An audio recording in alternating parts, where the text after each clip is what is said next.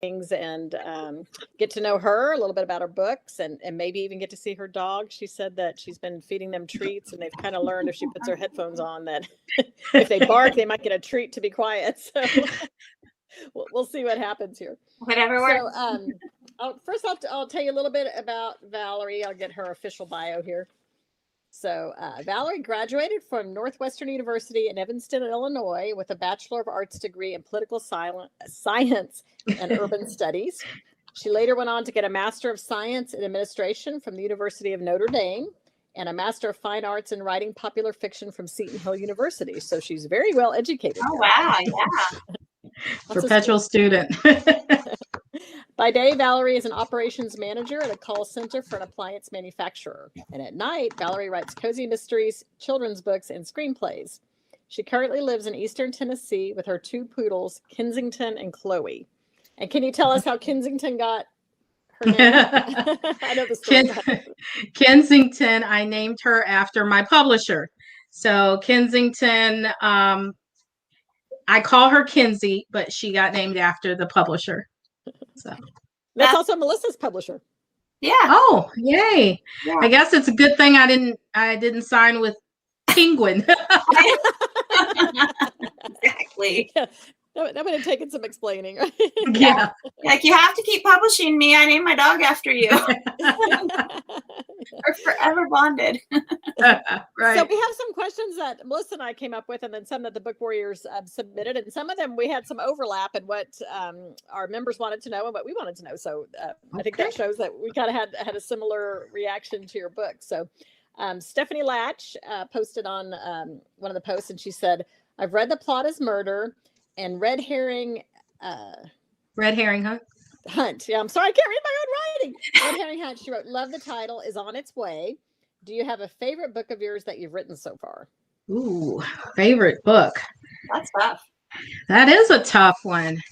It's sort of like trying to pick your favorite kid. You know, I don't know. Or your favorite dog. Or my favorite dog. You know, each one of the series, there's something. I write 3 series.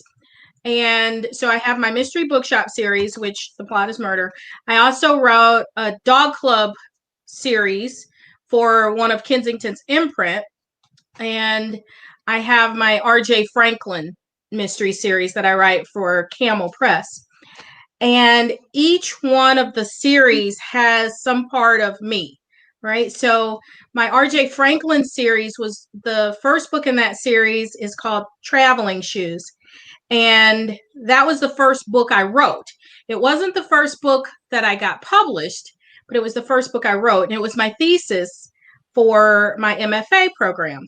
Oh, cool. And it's set in St. Joseph, Indiana, which is not a real place, but it's my hometown.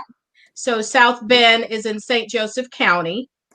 And the detective, it's a police procedural / cozy. And the detective is very close with his godmother, Mama B. And she is based on my godmother. So there's a lot of my, life and growing up in the church and singing in the choir and the food and just everything of home in that series.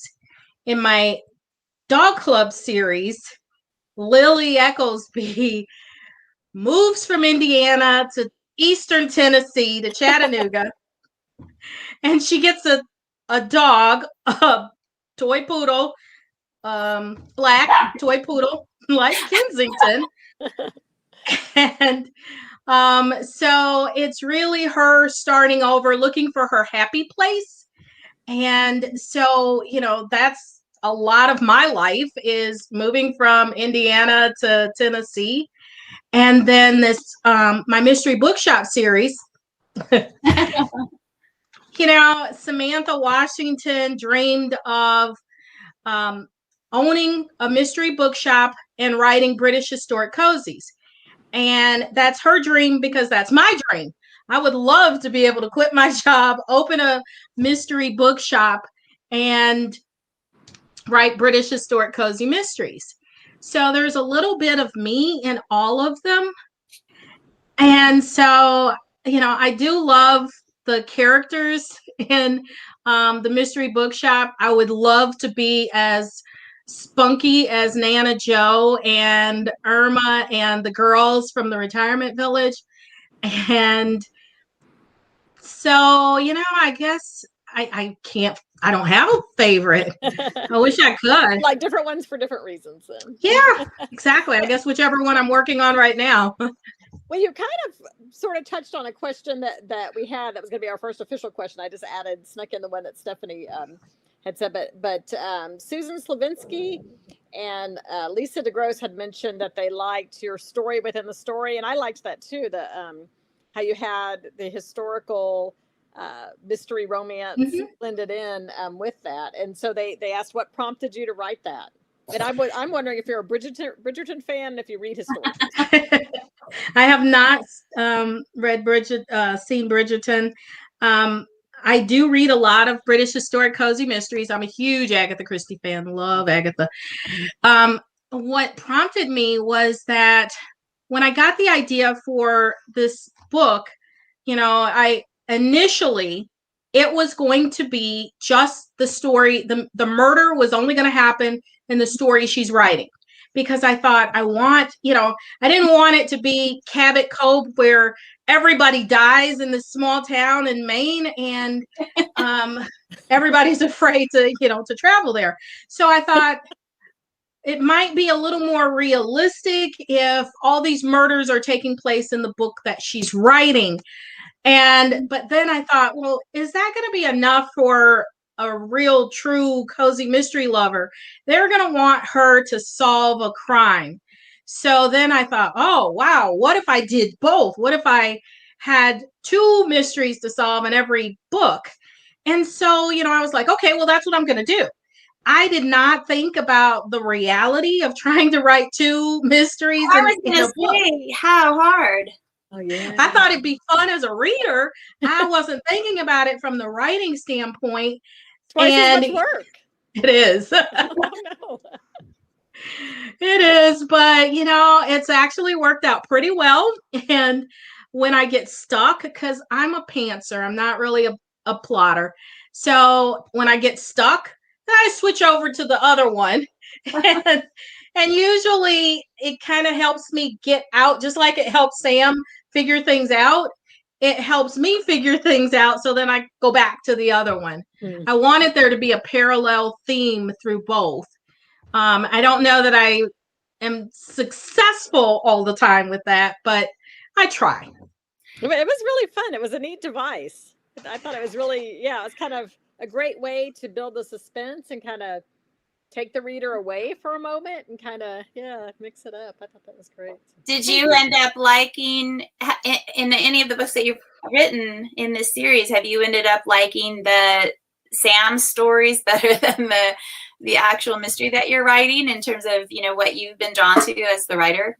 Oh, I think, often I do, especially because I haven't seen Bridgerton, but I did watch a lot of Downton Abbey. So, just when the servants are involved, and I just thought it was a lot of fun, to have a butler and to have maids and just to go back to that time and to write about a mystery in that time frame.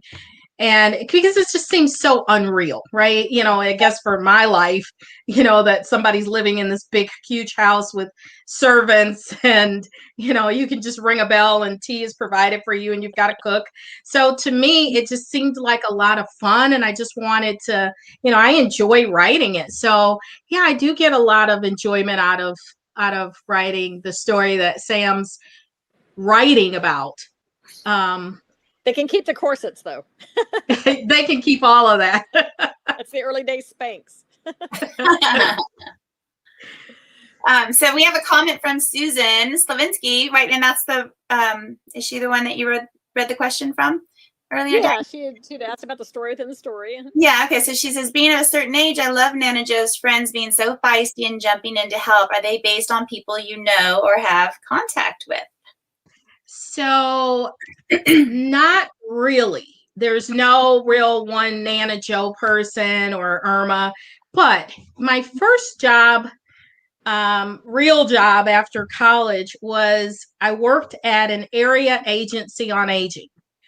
And I was about 22, and I go work at this agent, and there are area agencies on aging throughout the United States. Most people haven't heard of them, but Meals on Wheels, they fund those. So they're all over the United States. They've been around since Lyndon Johnson administration. So anyway, I go to work at this company, and I am one of the youngest people working there, right? So my secretary was 80. I had a data clerk who was 65. And so I'm around all of these seniors. And one of my jobs, I was the planner, and we would fund agencies to provide services for seniors. And I would go to the senior centers or, other companies, and I would evaluate to see if they were meeting regulations. So I would go to the senior center at lunchtime, and I'd have lunch with these seniors. And I met some very feisty people. The receptionist at the area agency, I think Irma is based a lot on her. Her name was Gertie. And Gertie was like this smoker, and she sounded like she'd been around truckers her whole life. And she'd be like, "Thank you for calling the area agency." And I was like, okay. She was just a really fun woman. And the office manager would wear like black fishnet pantyhose and high heel shoes. And she taught me how to play the numbers. And there was a liquor store behind our building. We go get snacks at the liquor store, and she taught me to play numbers there. And so a lot of Nana Joe, I think, comes from her. And so I just took bits and pieces of different people. My sister and her husband had a cleaning company, and one of their workers, would clean houses. She would, clean for me like once a month or something. And I based Ruby May a lot on her and the stories that she would talk about. She had 9 kids, and she had lived in Chicago, and her husband walked out on her, and she raised all these 9 kids cleaning houses in Chicago, and they all grew up and went to college. And she was just a wonderful woman full of stories. And I think it was just all of those stories and the people that I met. And I wanted to portray this senior group with a little more, I guess, spunk than what you would typically see in books. Yeah, busting down those stereotypes. I love that. Exactly. Well, these were some interesting women. I learned a whole lot. And, my biggest problem with going to the senior centers was that the food had to be at a certain temperature, and they weren't supposed to take it home. But they would come with their Tupperware, and they would wrap up the food, and they put it in their purse. And I'm like, look, you can't do that while I'm here. If you I can't see you do this. And they would tell me these stories about going through World War II and going through the Depression, and how you never threw anything away. And so, it was just part of what made them who they were. And so I just learned so much from that time. Well, my in-laws lived in, retirement community, and it was amazing the stuff that was going on there. They had a ukulele group, these people play ukulele and perform, and they were always having really cool speakers come in, and they'd play all kinds of games, poker, bingo. They always had something fun going on. Parties for all the holidays and stuff. Yeah, it was a very lively group. Exactly. I want to be spunky like that. I want to have. I do too. And yeah. I wish I was spunky like that and brave now, but me too. I guess when you get to a certain age, you just don't care what people think, or, all those things that used to bother you. It doesn't bother you at a certain time in your life, and you just are free to be who you want to be. Yeah. Yeah, I find that's true just as I'm getting older. So, you know, by the time I'm 80, I can't wait. I'm not getting anything or anybody. So that leads us, though, right into the next question about Snickers and Oreo and their personalities. And so are they based on your dogs, too, just like so many of the characters in your books are based on people that you've known and your own life? Yes, actually, they were. Now, Snickers and Oreo were based on my two previous dogs, Cash and Coco. Unfortunately, they've gone over the Rainbow Bridge now. But the cool thing is that the illustrator took pictures of my dog, and every picture on the covers, these are my dogs. So in the chair, backwards on the thing, the dog in the chair, that's Coco. And the dog standing up by the chair, there is Cash. Aww. And so their personalities, I can always pick them out on the covers because of she did such a great job of capturing their personalities. Because Coco was the feisty one. She was so smart, but she had an attitude. And so she was very much like I portray Snickers in the book. And she was the brains of the operation. And she would just, Cash he had such a zeal for life. He was the one that, you know, the middle of the winter in Indiana, I opened the door and he just bound out halfway in the middle of 3 feet of snow. Oh, no. And then his underside gets cold. And then he kept bounding back in without having taken care of his business. And Coco would just stand there and look at me like, and we needed him because why?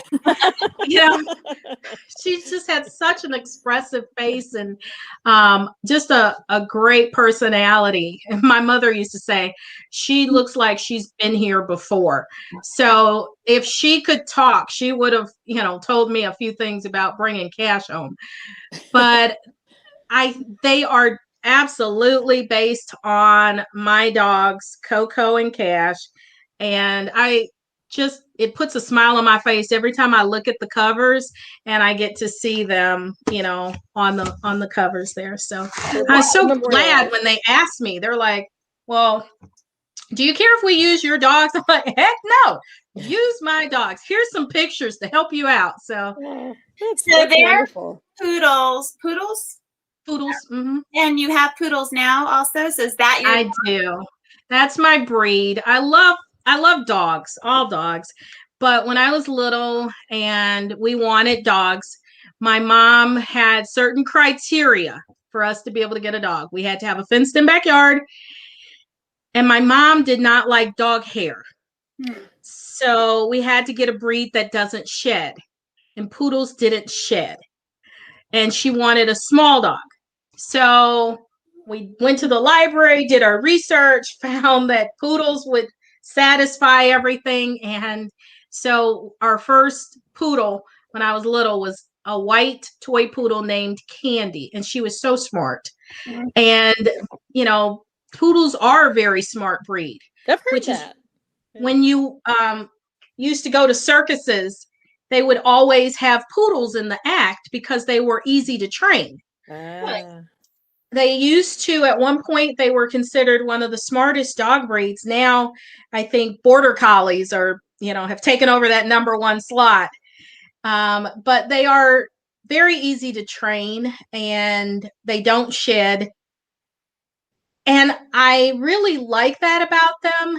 The problem is they are very smart dogs. And sometimes I don't realize I'm being played until afterwards. And then I'll find myself stopping like, wait a minute. I think you're playing me. And so that's the problem with having a smart dog. They've trained you. They have trained me. The puppy that I have now, Chloe, she definitely knows when the headset comes on. If she barks, I will toss a treat over the desk to get her to shut up. And so she's also figured out she can kind of lean her paws on my desk. And just bark at me until I give in. You like the C names for the dogs too. You know, the first one was Candy, and then when I was little, our next dog was Cookie. So I thought I'm going to continue it. So then I got Coco and Cash, and I decided maybe I need to get away from the food references here because it's putting on the pounds. And so I went with Kensington, who I named after my publisher. And then when I got the puppy at the start of the pandemic.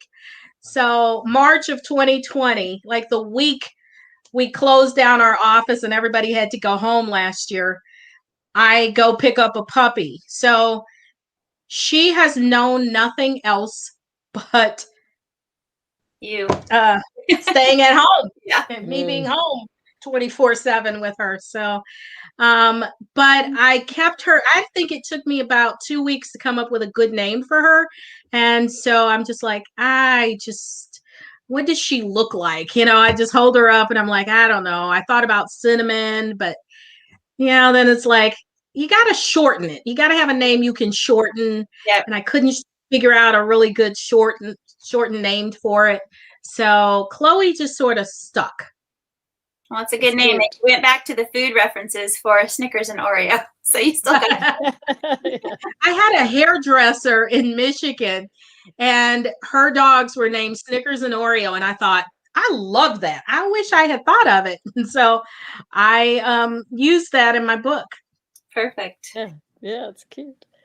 So we're going to go from dogs to setting now. One thing that I thought was really neat about this book was the setting. And I thought, oh, I've never heard of North Harbor, Michigan. So, of course, I try to map it on my phone. And I'm like, okay, it's not going anywhere. So I Googled it, and it brought up your blog where you talked about how it was a fictional town. So can you share a little bit about the town and why the setting appealed to you? I liked the history as a once thriving industrial town, because it really gave you a sense of, what this town was. Like, I've got relatives that live out in West Texas, and they have boom bust cycles out there with oil and gas industry. So it kind of made me think of that. It gave me, gave some flavor. Yeah. Actually, it's based on North Harbor and South Harbor are based on Benton Harbor, Michigan, and St. Joseph, Michigan. And they're right on the shores of Lake Michigan in southwest corner of Michigan. And it's about 45 minutes from my hometown of South Bend. And so I work by day. I work for appliance company, Whirlpool, and their headquarters is in Benton Harbor. And so I lived in Benton Harbor for several years. And it is exactly, Benton Harbor used to be that thriving, and they have a lot of old Victorian homes that were once where all of the wealthy people lived in Benton Harbor.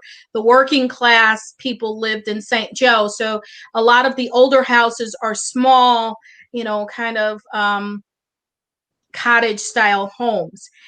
And after the car industry and manufacturing left and moved south and into other countries, then Benton Harbor really started to decline.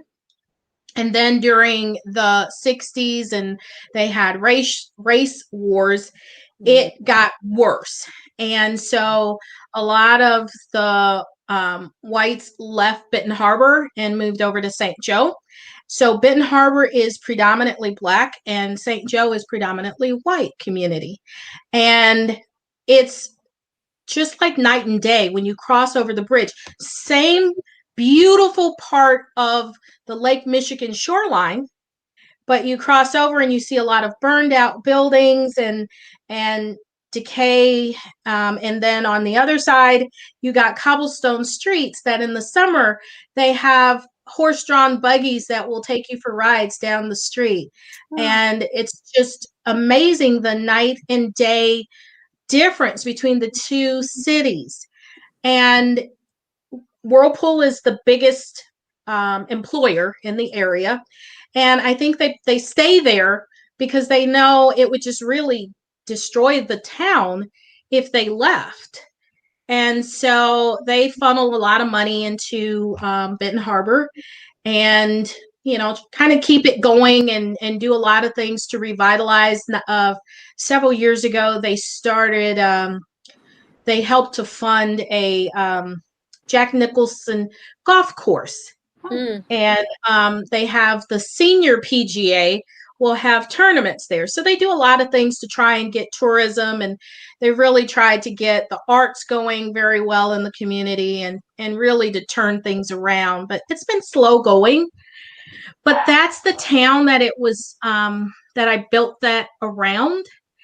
And I wanted my bookstore to be right down, actually I live in Tennessee, but I moved back for a few years to Michigan, and I was actually going to buy a building. And my plan was, I'm not ready to retire yet, so I'll live upstairs and I'll rent out the lower level until one day when I'm ready to retire and I can have that mystery bookshop. And so that was my plan. Well, I had the listing agent actually got another offer after the clients had accepted my offer, and he got a higher offer. So he then did a lot to prevent me from being able to close on the building, including refusing to let the inspector come in and do the inspection. And it got to be where I had to get an attorney, and I had to, get a whole lot of stuff that was just stressing me out and taking so much money fighting him that I thought it's just not worth it. So I walked away. But it also gave me the idea that I'm going to kill him. Yeah. So I got my revenge by being able to kill a realtor in my book. That's hilarious. That has happened for me a couple of times too. It's very satisfying. It is. It is. It's cathartic to be able to do that. I now have this long list of people that I'm gonna, kill only in my books. Okay, we know never to get on your bad side. My coworkers now read my books to see if they recognize themselves or anybody else in there. I always change the names, but I leave the initials so they know is WK this person who I think it is. I'm like, yep. That's funny. That's awesome. Clever. So you kind of already touched on this one, but I'll go ahead and ask and see where else we can go with it. So in chapter 5, Samantha's writing the historical mystery, and she writes that Daphne is covered in blood, but she also says she's not sure whose blood it is and that she'd have to figure that out later. Now, you already said you're kind of a pantser, so I am kind of like in between. I don't know, Diane, you're kind of more on the plotting side, aren't you? Mm-hmm. Yeah. So where do you fall on that spectrum of pantser to plotter? I am pretty much all the way to the pantsing side. I aspire to be a plotter, and I have worked towards trying to be a plotter. It's just, if I know what's going to happen, I get bored and I don't want to finish the book. So you said that too, I think.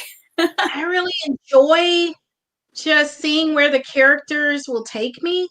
I spend a lot of time on characters and character development, so I feel like I really know my characters. And because I know them, I know how they would respond when put in different situations. So that, I think, helps a lot. My editor, I think, would love for me to be a plotter. I think, he wants these long, like the longer the better synopsis turned in before he greenlights me to write my book. And I've explained to him that I'm a pantser. So we've come to this kind of compromise where I write like a 5 or a 6 page synopsis, and I just sort of fudged my way through. So there's long blocks of description about a dress or the sunset where I'm just trying to put some words in there to build it along. And Fill then the page. yeah. And then somebody dies. And then, there's this glorious sunrise. And look at the architecture of the building. Isn't it wonderful? Yes, with the caveat, this may or may not be like the actual book when it's done. Exactly. And I don't think the killer is the same in any synopsis I've sent him at the beginning with it comes out at the final in the book. And I'm like, okay, well, I think he's just sort of used to that part, but I try to keep it as, the basics of what I told him it was going to be. Because the first book in my dog club series, I did like a 180, and he was not happy at all. I mean, he's like, I don't recognize this story. And I'm like, well, that's because as I was writing it, Albert just needed to die. Albert was evil, and I needed to kill him, and he had to die. So that just changed everything right there. And so I'm like, do you want me to redo it? And he's like, no. But next time, can you talk to me before you just totally change the story? So I try to keep it as close to what, the probably 5 good lines of what I told him was going to happen in the book. We've got an interesting some feedback here. It says, I really like the mysteries in your books, both historical and contemporary. Your attention to the characters and the interactions between them is what keeps me coming back for more. So I love your characters too. I mean, that's thank you. Everybody picking up on the older women and how fun they were and stuff. So yeah, that's good, because mysteries are usually thought of as being plot driven. Mm-hmm. And even have plot in your title of this one, but that is interesting, that people do come for the characters too. They have to care if it gets solved. They have to care about the people that are there. So, okay, so let's see. My next question. We've already kind of talked about this, whether your characters are based on real life people. So I'll skip to my next one. Okay. So the Four Feathers Casino reminded me of the Choctaw Casino, Windstar Casinos in Oklahoma, where I used to go every once in a while back when we lived in Texas. Melissa and I actually knew each other back from the Dallas-Fort Worth area, and then we, just by coincidence, ended up moving to the same small town in North Carolina. So it's just funny how that happened. But anyway, back when we lived in Texas, my husband really likes to gamble. I like to gamble a little bit. I get bored pretty quickly if I'm losing. But that Four Feathers Casino reminded me of those places. So I'm just curious whether you've ever been to the if you're a gambler, whether you've ever been to the Harrah's in Cherokee, North Carolina, because I know that's not too far from Chattanooga. I have been to the Harrah's in North Carolina, but only a couple of times. I think maybe 3 or 4 times. The problem, I probably would go more, but I'm a coward. And the drive, so Indiana and Southwest Michigan is pretty flat. And Tennessee and North Carolina, not so much. Yep, so 64 is the highway that would take me to North Carolina. And it is 1 lane each way. There's a mountain, 1 lane each way, and then a huge drop off to the Ocoee River. And it took me literally 3 times before I actually was able to make it around that 64 through Tennessee and into North Carolina, just because it was so scary to me. I mean, they have talked about your fear of heights. So I didn't realize I had one until I, moved down here. But they have that aluminum foil barrier that is not going to keep your car from tumbling off of that mountain. Yeah. And the cars come around so fast that, they come around and they're in your lane when they, make sharp turns. And I was just so scared. I was like, God, if you get me off of this, I'm going to turn around. I just need a place to turn around. And then I found a little turnaround spot and I took myself home. And then I'm like, I'm a big girl. I can do this. I can drive this. And I tried, and I got a little bit further, and then I turned around and came back. It took me at least 3 trips before I finally made it. And so that is just so terrifying to me that I have not been but a handful of times. The Four Feathers is actually based on a casino in New Buffalo, Michigan called the Four Winds Casino. And so I like to gamble. I like to play penny slots. So I don't Me too. I don't play a lot, but I find it because the slot machines now are so much like video games that I find it entertaining. And, I'm like, oh, I want to play Wonder Woman and, watch the videos that pop up periodically. And so, yeah, but I play penny slots. I'm not a serious, like, I've never played table games or, I think I may have sat on a nickel machine once in my life. And I'm like, oh, that's big money when you're going up to nickels. I don't like to lose that much money, so my budget's usually pretty small too. We have another person who said they don't like those kind of roads either, and I don't know if any of y'all heard, but part of that Highway 1 in California collapsed into the ocean. Oh, and I remember driving that with my husband years ago. We were going south from San Francisco down to Carmel and Big Sur, and just being so terrified. And I don't think there was even a guardrail. I could be wrong, but if there was a guardrail, it was like you're saying, like a little aluminum foil thing. And just looking at the sheer drop to the ocean, and people coming north, and being, looking out the ocean halfway in the lane, exactly like what you're saying. And I remember telling him, I was like, we should just drive off the side when we know what's going to happen. That way we know what's going to happen. And I was like, we're never doing this again. And you can't get off it. Once you're on it, there is nowhere to get off. You're stuck just going in and out. I mean, it was absolutely gorgeous, the view, but I couldn't enjoy it. Same with Colorado. That was terrifying too. Yeah, I can't drive up Lookout Mountain. So if you ever read my dog club series, Lily can't drive up Lookout Mountain, and I can't drive up Lookout Mountain. So I've been here like 14 years, and I have not been able to drive up that mountain. So have you ridden the incline? No. That's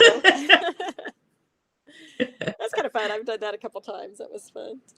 I would like at some point to go up there, and one of my friends, Gretchen Archer, she says she's gonna come down and she's like, you drive to the foot of the mountain and I'll come and get you and drive you up. I'm like, okay, that's about the only way I'm gonna make it up there if somebody drives me. The beautiful view from up there. But yeah, those mountain roads. I wouldn't know. Well, and now with texting and all, it's like taking your life in your hands.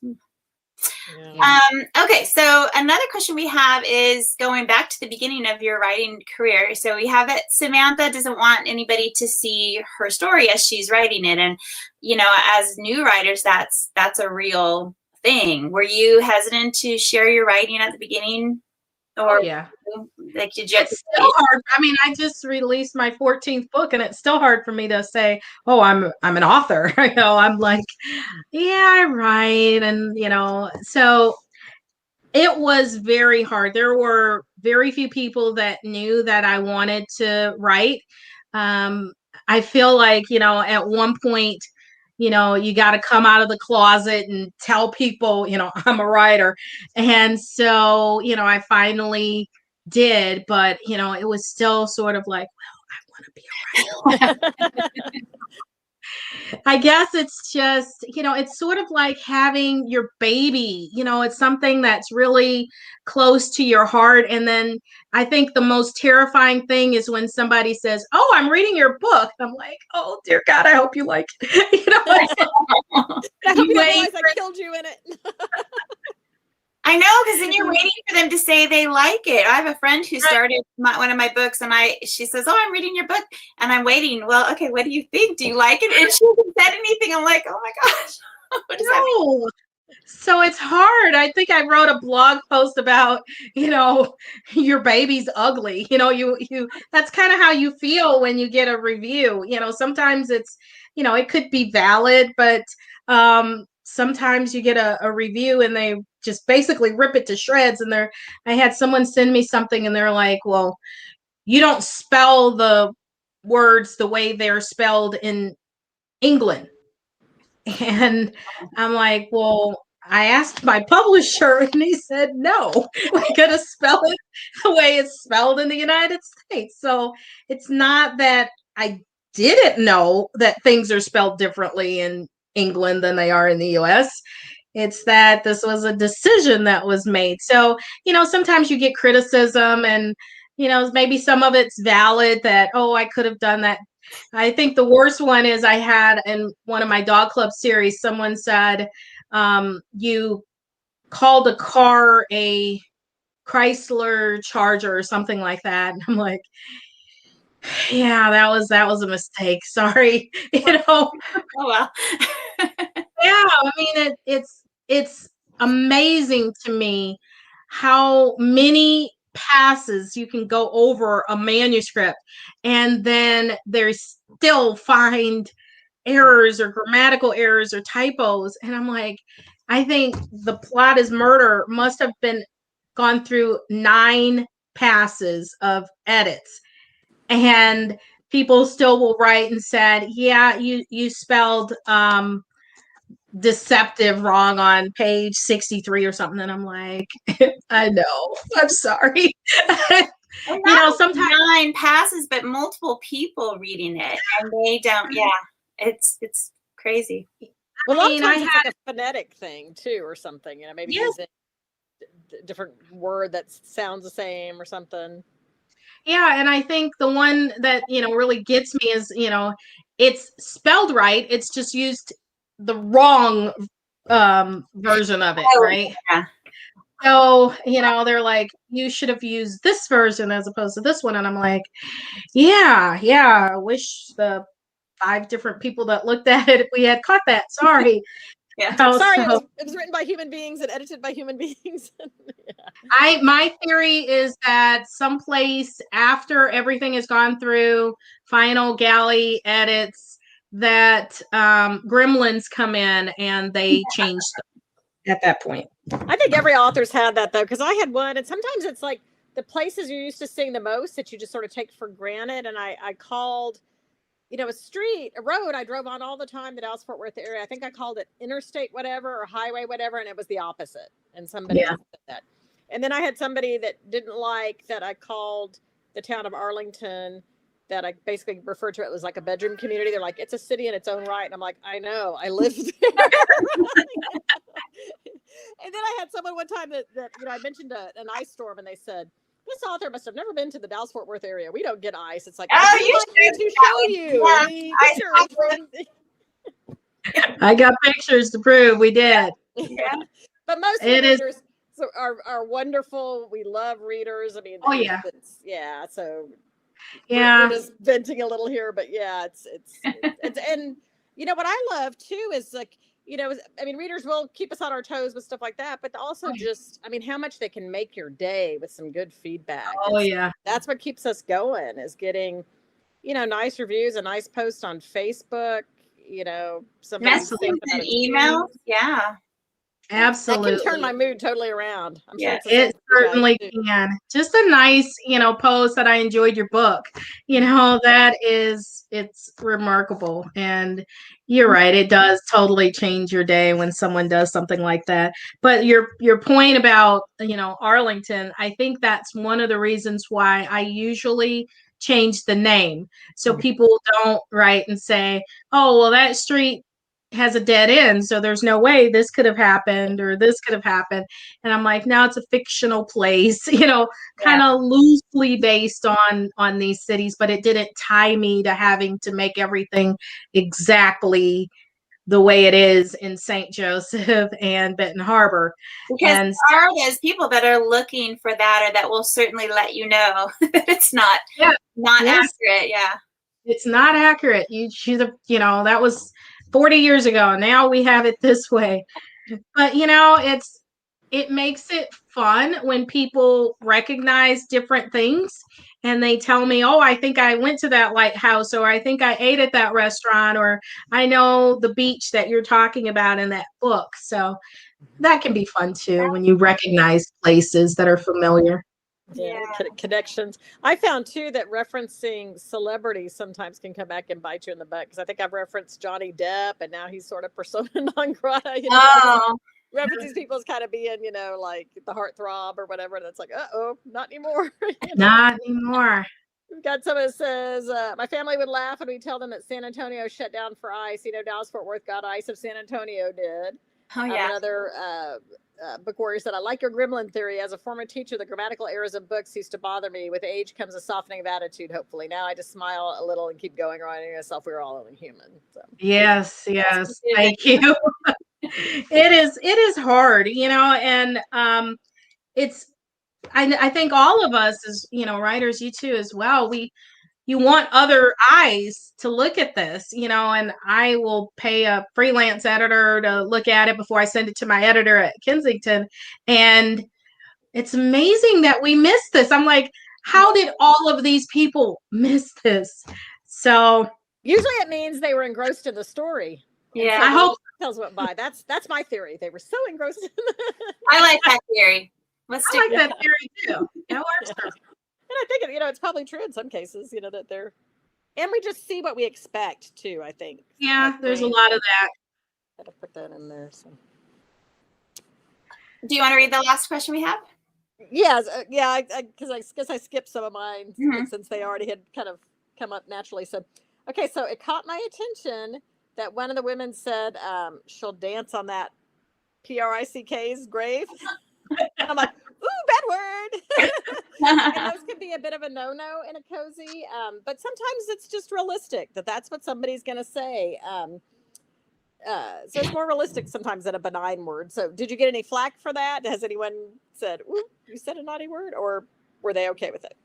I have not, but I do try to watch so that I don't offend cozy readers. I know they have certain expectations, and I want to make books that everybody can read, so it's interesting that you asked that question, because in my dog club series, I used to be a part of the dog club, and I know that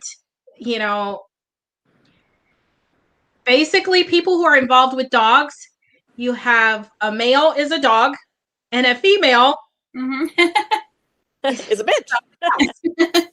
And I use that term appropriately in the book.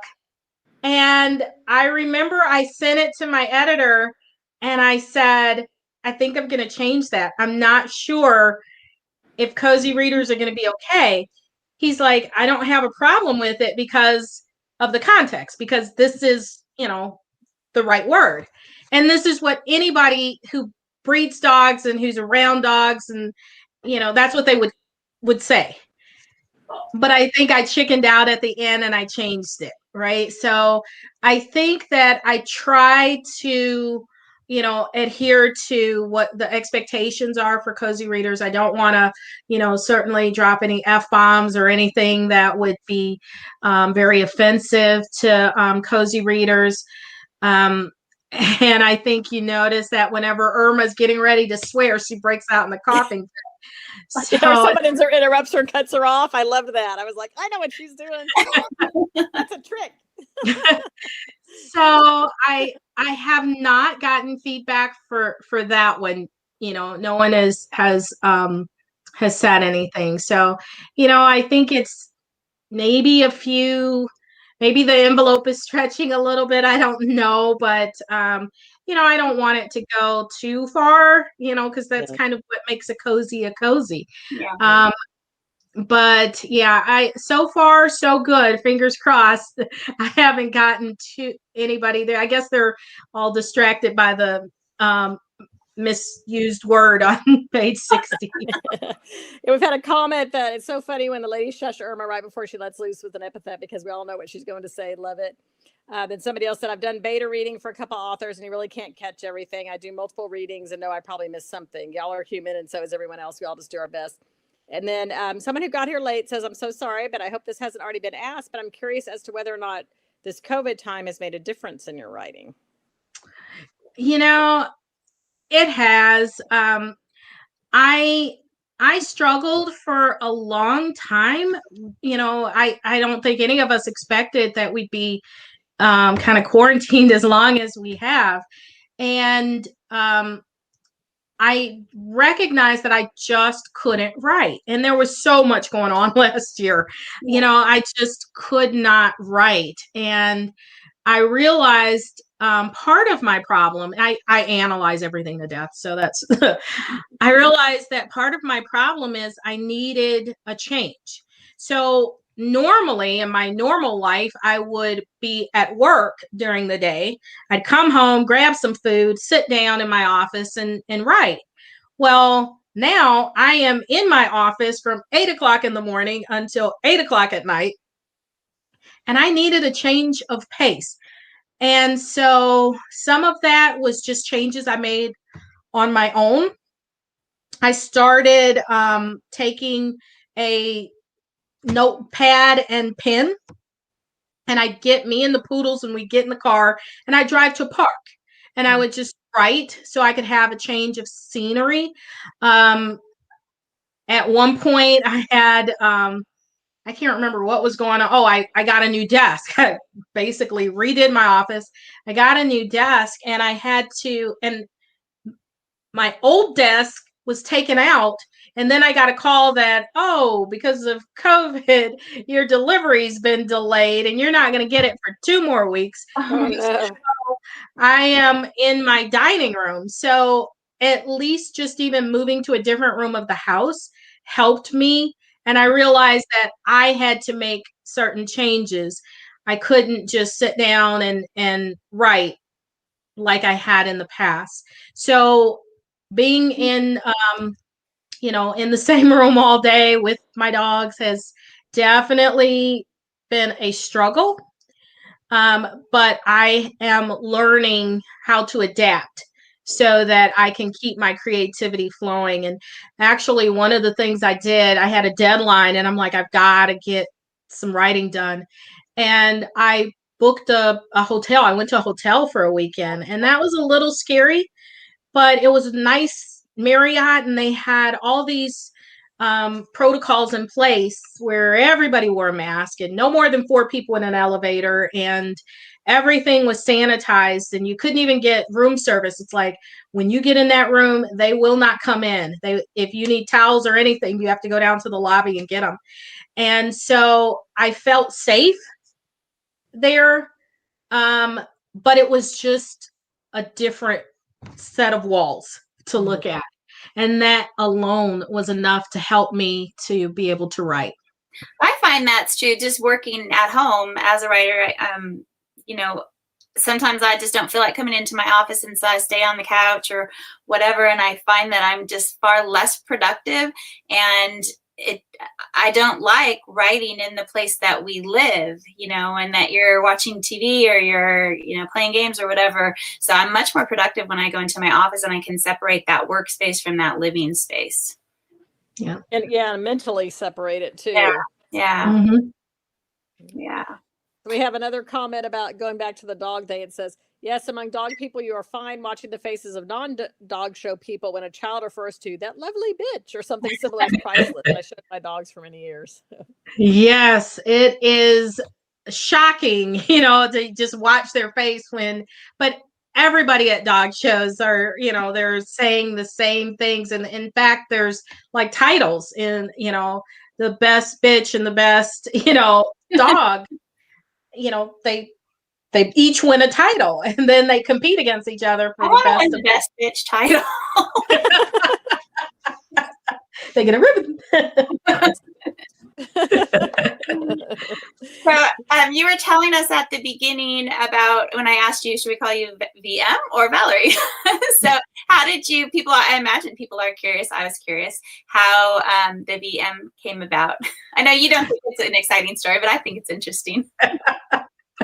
So I said I wish that I had some, really unique reason why I chose VM Burns, but honestly, it was because I wanted to make it easy for readers to find me, and I couldn't get ValerieBurns.com. There is a personal consultant in California who already has that website. And I thought it might be confusing for people. And I know people say, oh, you can say ValerieBurnsAuthor.com or ValerieBurnsBooks.com. But I thought, well, I want my author name and my website to be the same. Mm-hmm. So I just used my initials, Valerie Marie, so VMBurns.com.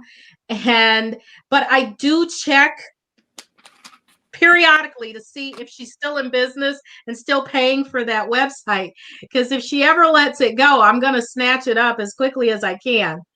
But no, unfortunately, no. I wish, that there was some good story behind it. Like, there's, maybe an alias or something. I'm going in the witness protection program or something. I wish there was some exciting reason behind it, but well, if she ever turns up murdered, we'll know what happened. I hadn't thought about that way of getting the domain. Be first in line for the domain. So what's next for you? Oh, wow. So I write the 3 series.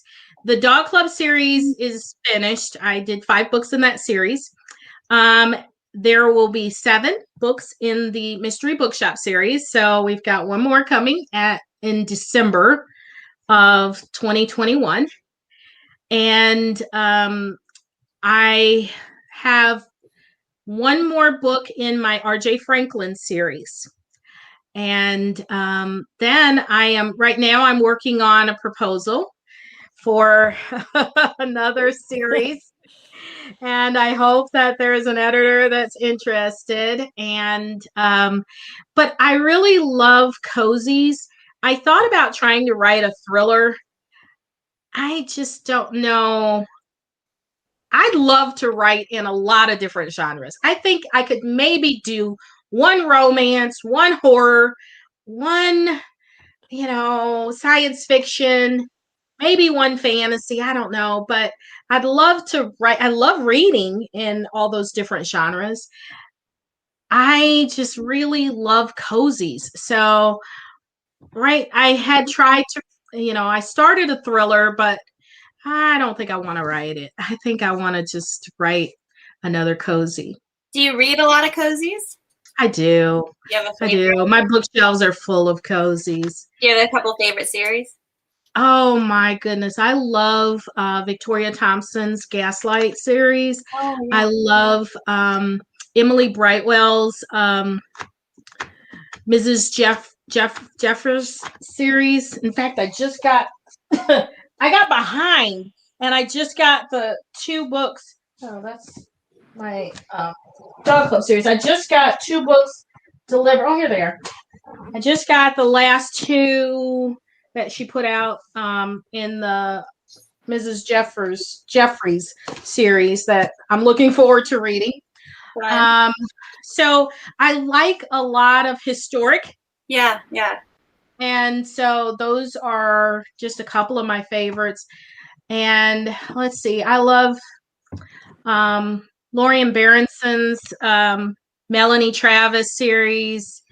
Do you think you'll ever write your own just straight historical cozy series and go that direction? I'd love to. I would love to. The one thing about writing a historic series is all of the research that goes into it.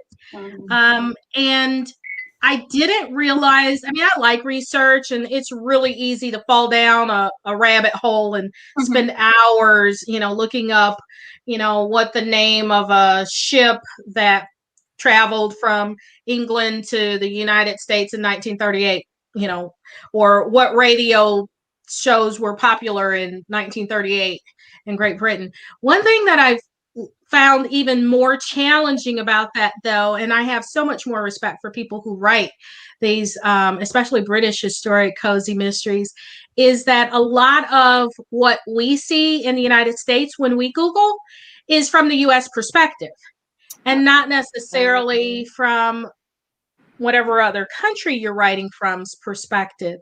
So I can Google what refrigerators were available, what manufacturer of refrigerator, or if they had refrigerators or stoves, but those might not be the same ones that they had in England in 1938, or what cars were popular, or what songs were popular. That's a good point. Yeah, I've never thought about that, but that's. Yeah, if you want, the authenticity. I remember wanting to describe Daphne as like a prom queen and thinking, well, did they have proms in England in 1938? Do they have proms in now? I don't know. So, it really led me down a path. So the research is very intensive. And so, I enjoy that, but it does take a lot more work and time. Yeah. But yes, I would love to just write a straight historic cozy mystery. I've heard some historical writers say the great thing about writing historicals is like they never go out of style. Like, it's really easy if we write something like I mean, even just looking back at my first series, like they weren't texting because texting didn't exist then. Yeah. So, it can feel a little dated, but historical stuff is never going to feel dated because it was always historical. But I even saw something about Bridgerton that people caught when they were riding in the carriage. There was a yellow stripe down the road and then a manhole cover. It's like, oh, I probably saw it on the show and it didn't even catch my attention. But that's like Starbucks coffee cup in Game of Thrones, right? Yeah, I hope they do that deliberately, right? That they're like, let's see if people catch this. We're going to put a radio in this. Yeah. Or an iPod. Funny if they did a show like that, then look for the things that are wrong. That would be funny. Funny, look for the anachronisms. So yeah. So you had a book that came out a week ago? I did. So the 6th book in this series, A Tourist Guide to Murder, came out on the 26th, so last Tuesday. So the cool thing about it, and publishing is so slow. It takes forever for books to get published. You write them like a year, sometimes 2 years in advance. And Samantha, Nana, Joe, and the girls make a trip to England for Sam to research her book. And, it was just really great as I was reviewing the edits and galleys last year to think about, because I couldn't travel. And I'm like, I get to travel vicariously through my characters. And so they take a mystery lovers tour of England and run into some murders. Oh, cool. Fun. Well, that's neat because then it takes it out of their town. Exactly. Yeah, that's very clever. So we have another book warrior said we hope that the bookshop series will keep going beyond the 7. Well, I don't think that my publisher has that in mind, but I hope so too. We'll see. I guess it just depends on how well my sales do. So buy my books. Tell your friends. But yeah, no, I think it would be fun to maybe just write a book of the British historic. So I thought about that, just doing one of the, the Marshes solving a crime and have the whole book be about that. So that would be fun. That might be, I think so. Really great, actually. Have you talked to your editor about that? Well, not really. Not, more we talked about maybe continuing the series and possibly doing it, but not just doing the one. I thought about a novella. You could do a novella and you could indie publish it. Yes, I could. Yeah. I don't know if I'm smart enough for that.